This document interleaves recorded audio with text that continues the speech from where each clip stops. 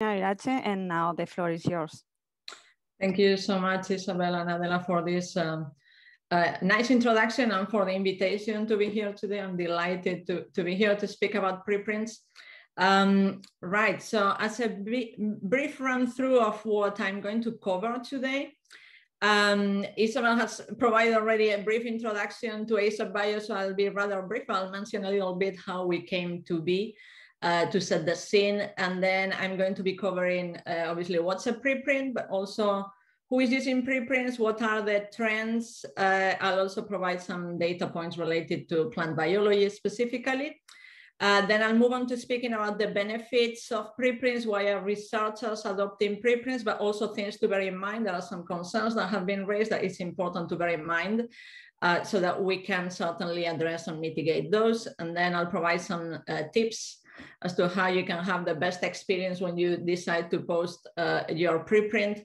And in the last few minutes, I was hoping to just spend a bit of time with perhaps a bit more forward-looking view as to how things may evolve in the future for preprints.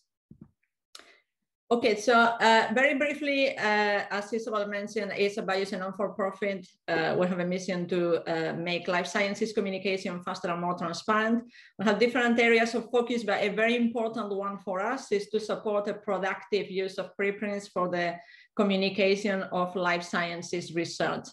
And something that I wanted to mention briefly is to provide a bit of context as to how ASAPBio came to be and the motivations for the organization and our interest in preprints. And ASAPBio was started 5 years ago by our founder, Ron Vail, excuse me. And he actually had already written a preprint that then later on was published in PNAS, where he had started to do an exploration as to how scientific communication was looking in biology.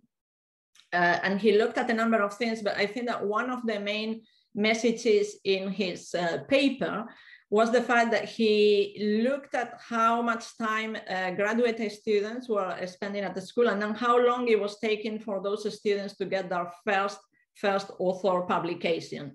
And to get some perspective on this, what he did is he compared the students who graduated in the 80s, so over 30 years ago now, with the students who graduated, and this is for the institution where he's based in University of California, San Francisco, sorry, where he was based at the time, with the students graduated in UCSF in the period 2012 to 2014. So again, around a 30-year gap there. And what he saw is that if we look at the graduations again in the period 2012-2014, it was taking the students over a year longer to get that first publication. So even though we had all of these tools available in the digital age, the internet, etc., it was actually taking longer for students to get their first author publication. And to try to understand what may be driving this trend, obviously there may be different factors here, but one of the things he did was look at how the publications were looking again with a similar gap in the time period, and he picked 3 publications, Cell, Nature, and the Journals of Cell Biology, and compared publications over a period of 6 months in 1984 compared to 2014, so again the same time period. And what he saw there is that when he was comparing the 2 sets of publications, even though the number of figures may look similar, when we were looking a bit more closely at the panels within those figures, there was a substantially higher number of panels in the publications from 2014. And to that, we had to add the fact that in 1984, there was not the option of having supplemental materials. So we had to add the fact that there was even further panels and figures as supplemental information in the publications in 2014. And the message here really is that what we could interpret is that over that 30-year period, there has been a change in the expectations as to what a publishable unit is, at least for those journals, but it was likely to be representative of other publication venues. So what he concluded was that essentially the expectations at journals to get published were getting higher, and it was getting even, again, longer and more experiments completed to get that publication at journals. And with all of that in mind, again, taking into consideration both the impact for the students, but also for the dissemination of research more broadly, that's how Ron Bale came to the recommendation of that biologists could start using preprints as an alternative to that dissemination path for papers, so that it could be accelerated. Again, the students or the researchers could disseminate their work as preprints without those expectations as to what a publishable unit is at the journal, and try to accelerate that progress in biology. And that's what was the context for how ASAPBio came to be. He published this paper in 2015, so we started as an organization the year after. Okay, but we are here to talk preprints. I just provided a little bit of context. And before I dive into the topic, I just wanted to run a brief poll with all of you in this virtual room, mostly to get a sense of what experience with preprints is. So I set up a brief poll on slido.com. So if you could check on your machines, keep this open, obviously keep the webinar open, but in another tab, if you could go to slido.com, you should find a field where you can enter the code for the poll, which is 070119, the one displayed there. So 070119. And if you wouldn't mind spending just a few seconds answering this brief poll, I just want to get a sense again, if you have interacted with preprints before or not, it's totally fine. There is no right or wrong answer. I just want to get a sense of the experience. If you could just log if you have read a preprint, posted a preprint, perhaps cited a preprint as part of your own research, perhaps read a preprint and provided feedback, or perhaps none of this is absolutely fine. So I see a few responses are coming through. I'll leave it a few more seconds for others to type or click the response, and we can see what your experience is. And again, in case you need this, the code for the poll is 070119.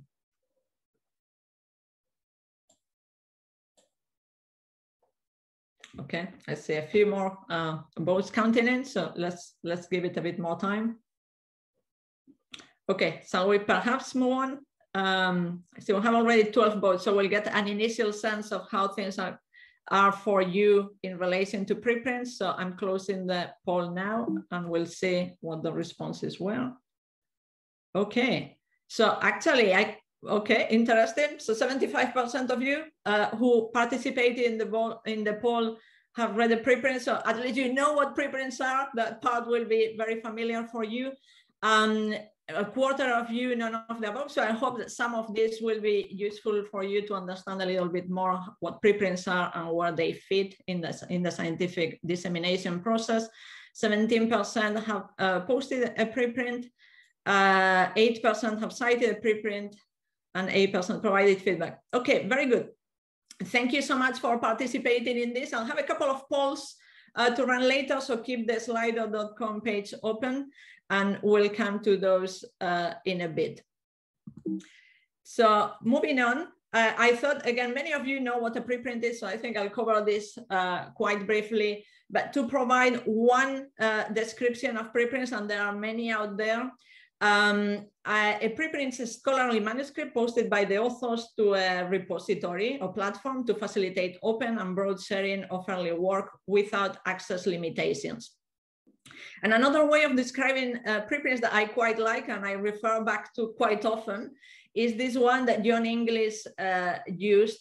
John Inglis is the co-founder of the Preprint Service bioRxiv and medRxiv, and he has referred to preprints as the director's cut of the paper, essentially a version of the manuscript that the authors consider accurate and they think is ready to share with the community, knowing that it may later on change in response to feedback or peer review. And before I dive into other topics, I also wanted to go over the similarities and differences between preprints and journal articles. There are a number of similarities between them. Both preprints and journal articles report a scholarly work that should incorporate all the relevant information needed to replicate and scrutinize the study. It's also relevant to point out that both preprints and journal articles receive persistent identifiers. This is most commonly in the form of a DOI. And this means that there are permanent records of that research work that can be cited as part of your work. Again, as several of you have noted that you have already cited preprints. There are, however, several important differences between preprints and journal articles that I wanted to mention briefly. The first, and perhaps that we hear most often, is the fact that preprints are not peer reviewed by the server prior to appearing publicly. The server will not carry out peer review in the form that journals do. Another interesting characteristic of preprints is the fact that they allow versioning. It means that it is very easy for the authors to post a new version, so perhaps carry out changes, updates to the paper after doing extra additional work, and they can post a new revision, so a new version of the manuscript, and all of the versions are linked on the server, again, associated with the original preprint record. And related to this versioning functionality, it is actually much easier in the preprint platform to carry out corrections or updates as needed, compared to the process that you usually need to go through if you want to correct the record for a journal publication that usually takes a certain editorial oversight and processes to update the version of record. Another thing I wanted to mention briefly is how are things looking, at least now or recently. This is data from 2018, in terms of how preprints are posted compared to the journal articles. A large majority of authors who post preprints then go on to publish their work in a journal. And when we compare the timing of posting the preprint to the publication of the peer-reviewed paper at a journal, again, this is based on data from Europe PMC 2018, what we see is that there is a range of times in terms of the time difference between preprint and journal publication, but the median stands at around 4 or 5 months, which suggests that many authors are actually posting the preprint and then shortly after or in parallel submitting to a journal. There are different options as to how to do this. It doesn't mean that every researcher approaches preprints in this way, but I wanted to share that data point with you. Okay, so we've covered a little bit very briefly what preprints are. I wanted to move into the section of who is using preprints. The answer to this is many researchers, but it is important to remember that in the life sciences, in biology, the use of preprints is relatively new. Preprints have been used in physics for roughly 30 years now. They are a relatively new phenomenon in biology, but what we have seen is over the last 5 years or so, there's been a strong growth in adoption year on year. And this growth has accelerated last year in 2020 in the context, as you may imagine, of the COVID-19 pandemic, where many researchers started to use preprints to share the very early preliminary data they were getting in relation to the coronavirus and to address the public health crisis. The growth is very clear, as you can see from the graph, but to give you a sense of the scale for preprint use, and this is across biomedical sciences, if we compare the number of preprints posted for 2021 compared to the journal publications, and this is based on data index, essentially the records index in Europe PMC. What we see is in 2021, so this year so far for the first half of the year, the number of preprints was about 12% of the research articles from journals indexed in Europe PMC. So there is still a minority, but I think that the important thing to remember here is that the growth has been quite substantial. So again, if we look 5 years back, we see that that proportion was considerably lower. So there is a strong year-on-year increase in adoption. And I thought that obviously all of that I mentioned from Europe PMC goes across different biomedical sciences. I thought I would spend a bit of time talking more specifically about data from plant biology. This is data and graphs that Samantha Hindle from bioRxiv has provided based on the content and data from bioRxiv. So this is specific to bioRxiv. As I mentioned, as I'll mention later, there are a number of servers, but bioRxiv for life sciences has been the one that has attracted most content. So what we can see from the graph on the left is that there is quite a bit of variety in terms of representation by different disciplines in bioRxiv, with neuroscience being the discipline that has the most preprints in that server, constitutes just under 20% of the content. But if we move to looking as to how this is looking for plant biology, the content in bioRxiv in this discipline comes to be around 3%, so lower than some other disciplines, roughly around 4,000 preprints. The important thing here again is that if we look at how the trends are looking for different disciplines, so that's the part on the right-hand side, and this is a comparison for trends in terms of bioRxiv content over the last 3 years, is that even though in plant biology, again, we see that there are less preprints posted so far since its inception for plant biology compared to other disciplines, we see that there is a very consistent increasing trend in adoption. So there is more and more plant biology preprints being posted year on year. And I think we can expect that growth to continue, as we can see in other disciplines displayed there as well.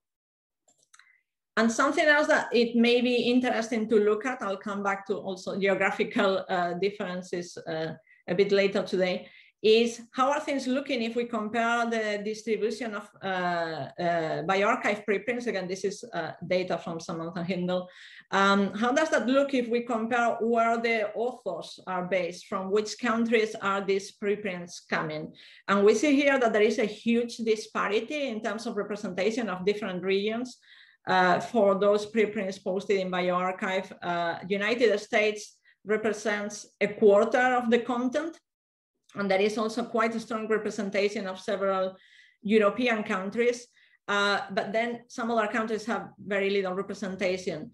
And I don't think this is necessarily surprising in the context of how preprint trends are evolving. And one thing to mention is that, for example, China, where, as you know, a lot of research output comes from China, it is represented at 7% of content for plant biology, but there has been a substantial jump over the last year or so in terms of how many preprints were coming from there. So again, we cannot necessarily conclude that there is a causal effect from the pandemic, but it does seem to be that it may be a potential factor driving that trend. So having covered how the landscape is looking a little bit, I wanted to discuss why are these researchers posting preprints across the different life sciences disciplines. What are the benefits of preprints? So the first one, and perhaps again, the one that we hear most often, is the fact that preprints make work available almost immediately. And many of you, I'm sure, are familiar with the publication process at journals.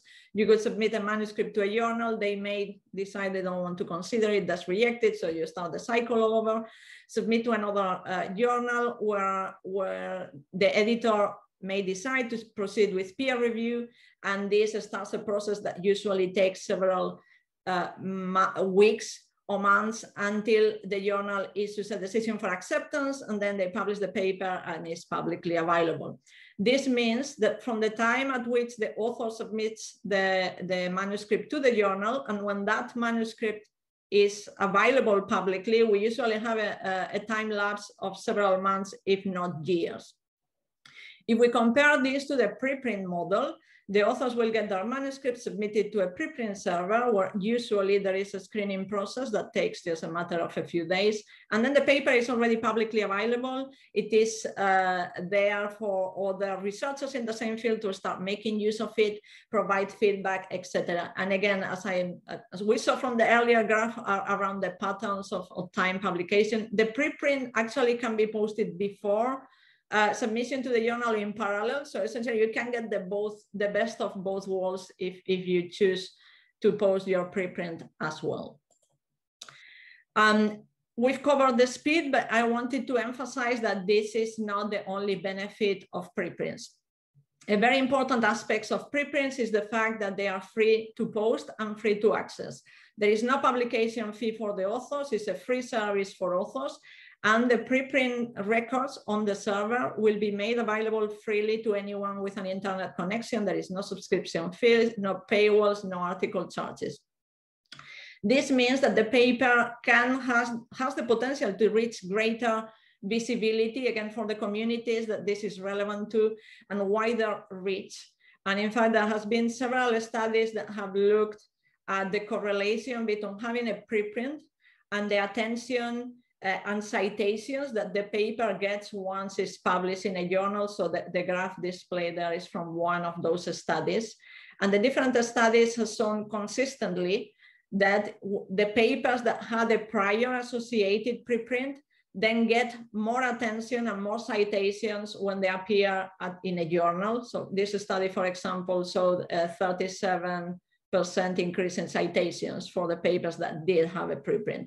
Because at the end of the day, what you're doing with the preprint is, again, you're providing a free copy for anybody and giving the other groups essentially several months of head start so that they can start already using and building on your work in their own research lines.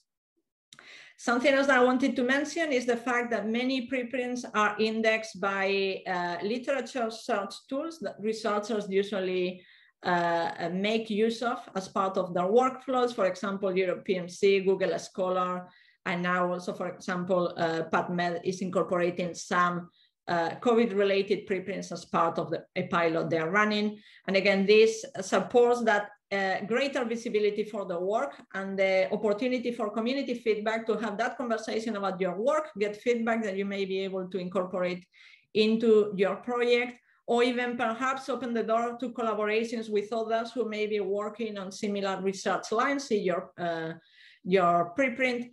And again, it may be the option of starting a collaboration together.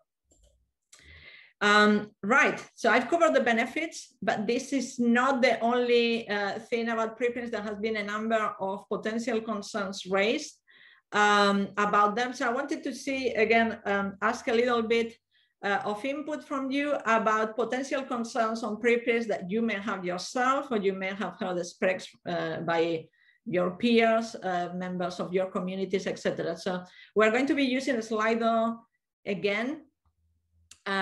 So same format as before. If you go to slido.com, same code as before, 070119. If you enter that code, there should be a field there where you can type a few words. Essentially, it can be very brief. The first 2-3 words that come to mind, or a brief sentence related to the concerns about preprints. If you could just go and share a few ideas, and we can see how that looks, whether you have perhaps similar concerns raised, or whether they differ. We are going to be covering a number of them. So if you can just thank you so much for the person who added the first comments, putting ideas before publication and interpret that as before peer review. People may not trust that it's not peer reviewed, correct? As we cover, preprints are not peer reviewed by the server. Right, how do you deal with journals require unpublished data? So yeah, they often say, oh, it needs to be original. Does it count as published? What does published mean in this context? Journals may reject work because it is already available as a preprint. We'll be touching on that, but it's something that we also we used to hear more before than now, but I'll be touching on that. Okay, concerns about reliability. Again, the lack of peer review. Yeah, there is no peer review. So, you can say, actually, when I submit to a journal, it gets peer reviewed. If I miss something, there is a typo, so there is an error, they'll point it out in private. Lost control of authority. Okay, great comments. I'll leave it a few seconds, so feel free to keep adding, and we'll then explore a few of those in more detail.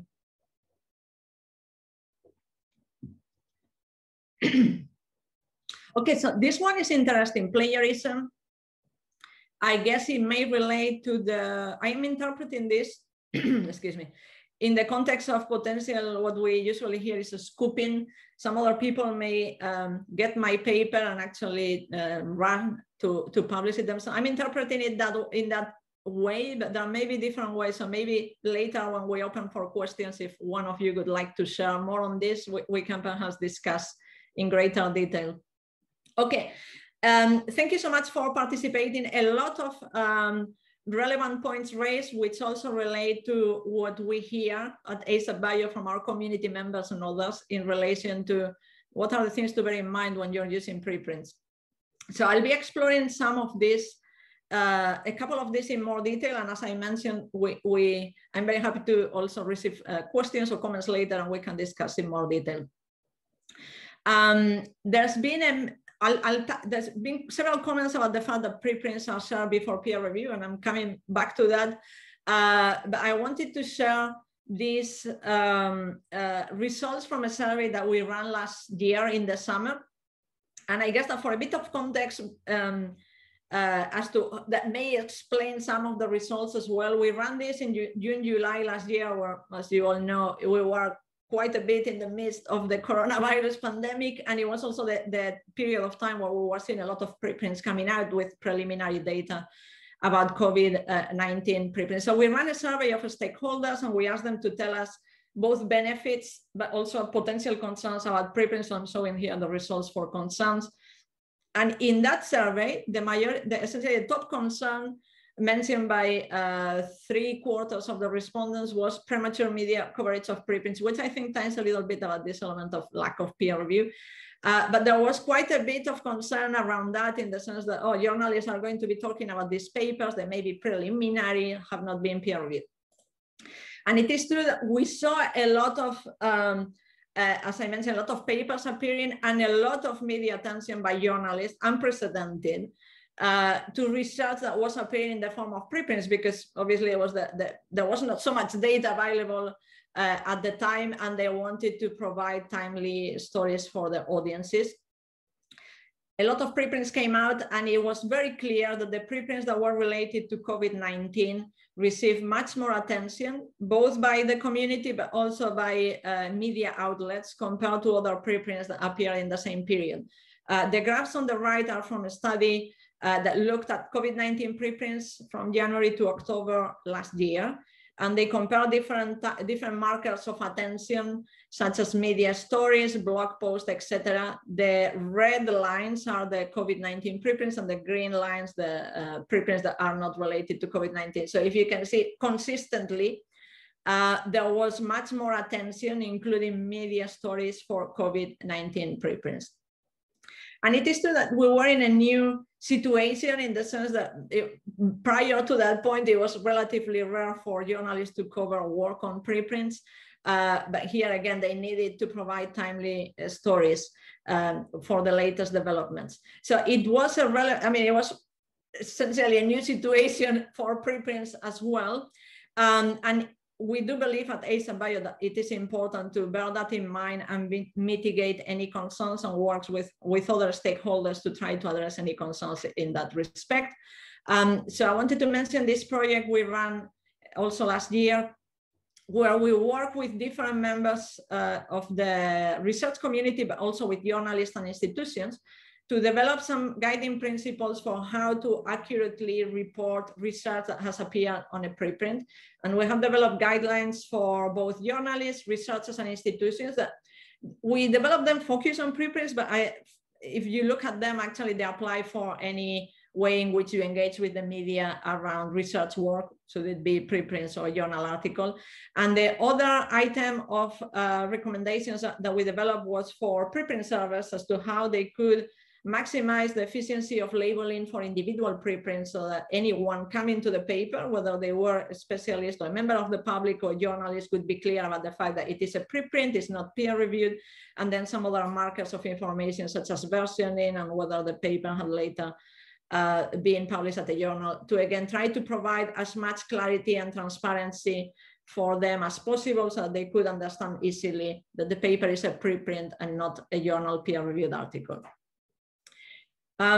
We've also mentioned, again, several of you mentioned the fact that preprints involve sharing information publicly before peer review. And I wanted to spend a bit of time on that, because again, it's one of the characteristics of preprint servers, one of the major concerns as well. And here, as I mentioned earlier, that's how preprint servers operate. The reality of things in the context of the trends that we are seeing, and I mentioned earlier for preprints, that as I mentioned, many preprints are being submitted to preprint servers and journals in parallel. So it becomes a little bit blurry if you can say whether that individual paper has been peer reviewed or not. It may have gone to a journal and been peer reviewed, and we will not know. But it is true that, again, the servers provide the papers without peer review. However, I wanted to mention a number of initiatives that actually provide reviews and commentary of preprints and, again, add to the evaluation and contextualization of that research. There are a couple of initiatives that I wanted to mention because they are very similar to how peer review runs in journals. One of them is Review Commons, which is a platform that provides a free service for authors who can submit their manuscript, again, in preprint format, for example, and they get peer reviews independent of journals. So essentially, the platform will just do the peer review without saying you're publishing here or there. And then those, as I mentioned, both the paper can be open as preprint, and also their reviews can be posted publicly with an author response. And then the authors who submitted to this platform have the option of submitting to a number of journals that are partner with Review Commons and who have agreed to use those reviews. So the idea here is to reduce waste in peer review. And another initiative I would like to mention, and you may have heard of this, is that the journal eLife has actually transitioned now into a model where they will only review papers that are already available as preprints. They had this as an optional model for authors, but it's now from the beginning of July, essentially, to be peer reviewed by eLife, you need to have a preprint for your paper. And essentially their focus is on peer review and preprints, essentially, and then they will make those reviews available. So essentially, if you come to that individual preprint, you will have both the preprint and the reviews. Those are the models that operate similar to journals, with an editor selecting reviews and overseeing the process. But there are a number of community initiatives that are also focused on commenting and reviewing preprints. I'm a great fan of the platform Pre-Review. It's an open source platform where essentially they allow you, anybody can comment on preprints, anyone can participate.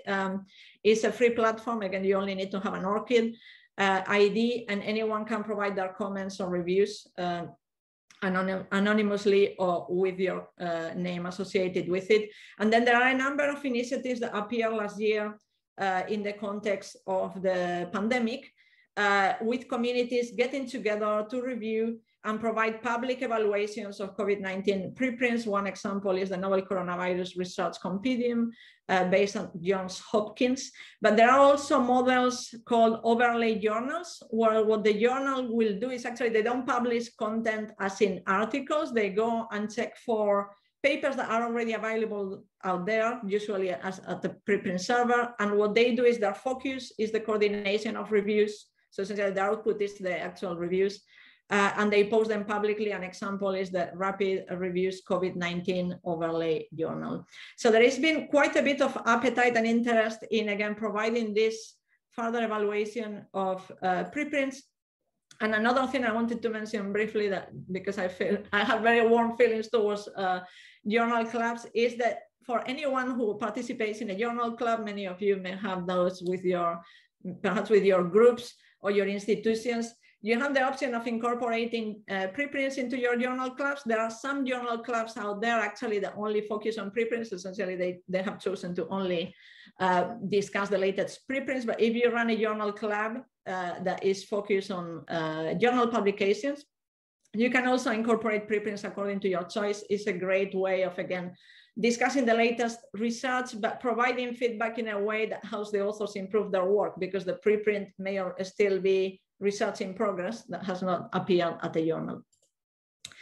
And in the context of preprint review, I just wanted to mention briefly that ASA Buyer is coordinating and hosting a meeting on July 21st called Feedback ASAP. And what we want to do there is explore and highlight why activities around preprint review are important, the different initiatives that are out there to try to provide support to preprint review efforts, and then also discuss elements such as cultural norms for preprint feedback. What are the behaviors that we want to see when commenting in public, and certain other items with participants. So if you are available on July 21st, I encourage you to join us for this meeting. Okay, so I wanted to mention briefly, having covered all of those different elements of preprints, also go over a few points. If you're thinking of posting a preprint, what are the things that can help you have the best experience possible as a preprint also? The first item that I want to mention, and this may sound trivial, you probably already do this for any paper that you are preparing, is to make sure that you have this conversation with your co-authors and make sure that everyone is on board with posting a preprint. Again, that's similar conversation as you will have when you're going to submit to a journal and deciding where to submit and what the best options are. Some of your co-authors may be more or less familiar with preprints. If you need any resources or information, we host a comprehensive preprint FAQ on the ASAPBio website and some other resources. So we encourage you to check that out. And I also wanted to mention the preprint FAQ has now been translated to different languages, including Spanish. Then another important step when you're thinking about posting a preprint is to choose a server. There are now quite a few preprint servers available covering disciplines in the life sciences, over 50 now. But I would say that the most relevant for plant biology are probably bioRxiv, which again we have mentioned, but also AgriArchive, which is a preprint server for agricultural sciences. But again, there may be different ways in which you choose your preprint server. There are different characteristics that may be important to you. Things like visibility, whether the preprint server is indexed by, again, literature search services. There are some funders who are very supportive of preprints, but have some recommendations for servers to use. So that may be something that you may want to consider. So I would encourage you to have a little bit of a think as to what parameters are important to you, again, for the visibility and dissemination of your paper, and to use those to choose the server that you would like to use. We'll have a list of preprint servers on the ASAPBio website that summarize a lot of server characteristics, and again, you're free to use if that's relevant for making your choice of server. An important step in your process of preparing your preprint, if you plan to submit your manuscript later to a journal, is to check what the journal policies around preprints are at your target journal or journals. And I would like to emphasize that a large majority of journals in the biomedical sciences now accept preprints. It's not a 100%, there are some exceptions, but a large majority of journals in biomedical sciences now accept papers that have been posted as preprints. Obviously, the best place is the journal website because they will have policies information, but there are a couple of other databases that can be useful if you want to check journal policies, and they are the SERPA Romeo database that has archiving information for a broad range of journals, and the Transpose database, which has a smaller set of journals in the database, but has quite a bit of information about preprint policies for the individual journals listed. And in the context of plant biology, I just wanted to, again, reiterate that a very large majority of the journals in plant biology will accept preprints.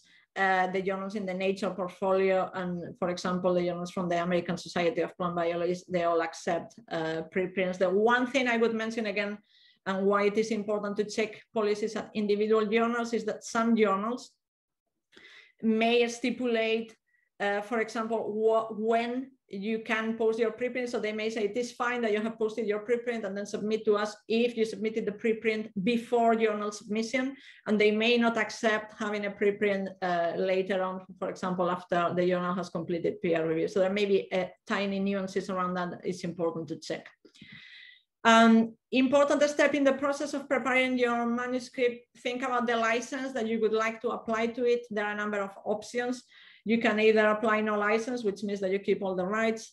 or you can apply a Creative Commons licenses, and there are different variations within it that provide information to the reader on the uses that you allow them to make of your paper. Again, if we have a licensing FAQ on the ASAPBio website with quite a bit of information around licenses. And one important item I wanted to mention here is that if you're thinking of applying for a patent related to your research, the preprint will count as public disclosure in the same manner as a journal article. So this is something to bear in mind. And the advice here is that you consult with your technology transfer office or relevant advisor around this before posting the preprint. It doesn't mean that you cannot preprint. It just means that you need to make sure that you have everything prepared for the patent application before you hit post for the preprint itself. And then once you have done all of that, obviously prepare your manuscript. You may want to, you can add, for example, links to your code or data. There is a lot of flexibility around that for the preprint. And then you can submit to the preprint server. Depending on the process at the individual server, the paper may appear immediately. Some servers do posting moderation. Many of them have a screening process, which means that they will do some basic checks on the paper, and then the manuscript should appear in a few days. And I would encourage any of you who post a preprint to seek feedback. There is a quite active community on Twitter who shares their latest preprints and requests feedback from others. So if you are a Twitter or social media user, that's a great channel. Otherwise, there is a link, again, DOI for your preprint. You can just share it with your collaborators as you choose. Okay, and in the last few minutes, I just wanted to spend, again, a bit of time, perhaps thinking a bit more about the future. We've covered everything that has happened up to now and the pandemic, etc. But what's coming next for preprints? And here I wanted to run another brief poll with you. Again, same drill as before, slido.com, and if you can enter the same code as we have used before, 070119. You should be able to vote on this poll there. The idea here is just to get a sense. I'd like to see what you think will be the future evolution for preprints. Will we see that there is more and more preprints? So essentially this growth curve will continue. Perhaps you think that things will stabilize and we will see preprint use remaining at the levels that we see now. Perhaps the curve will inverse and we'll see less preprints posted. Or perhaps we may see a continued growth in preprint use, but as we have seen, there are some disparities. So perhaps we may continue to see that element of, use is increasing, but it doesn't look the same for everybody. Okay, so I see we have a number of votes now, so I'll just a couple of seconds more for anyone who wants to cast the last votes. And we can see what the responses are. So I'll open the responses to the polls. Thank you so much for participating in this. And okay, let's see. So it looks like essentially everyone thinks preprint use will grow, but majority goes to the disparities across subfields and reuse will continue. Personally, I didn't vote here, but I agree with this notion. And it is something I wanted to explore briefly. I saw the map of distribution for plant biology authors earlier. This is a different map showing it's an analysis on bioarchive content for the whole of the disciplines. And again, you can see there that there are also disparities and probably a bit of overlap with the graph that we saw, the map that we saw earlier. So I agree with the concerns around this. I think that a great value for us in ASAPBio in the use of preprints is the possibility of democratizing use and access to science. So I think it will be very important that we bear this in mind and take proactive steps to understand what the potential barriers may be for certain authors in some countries and regions to use preprints so that we support their use in the future.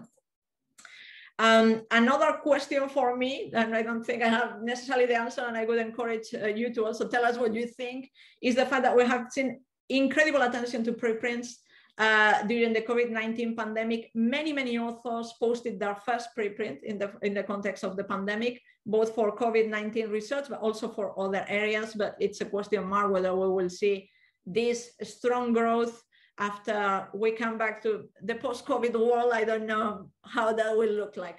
In any case, I think one of the lessons from the pandemic was that there was a great push for openness in science communication, not only in the context of preprints, but data sharing and access to journal publications. And I think that's something that probably is likely to stay. It will be difficult to go back because we have seen the very tangible benefits of that openness. Something else I wanted to mention, again, perhaps a bit more hypothetical, but looking at the future, I saw this graph before. It appears that a lot of authors are posting preprints in parallel to journal submission. And at ASAPBio, we often think what will happen if actually instead of just posting the preprint 5 months before, you posted it, say, 12 months before. What would be the potential impact, not only for the researcher, but for scientific discovery and progress? We think that there is a potential value there, and we are seeing some early examples of this behavior of posting early preliminary work. This is an example of a preprint posted by a member of the ASAPBio board of directors, Ian Chisman, where what he was working with one of his team members. They had a result that they couldn't quite totally explain, but they thought this may be useful to the community, so we're going to show what they have. They posted it as a preprint in progress.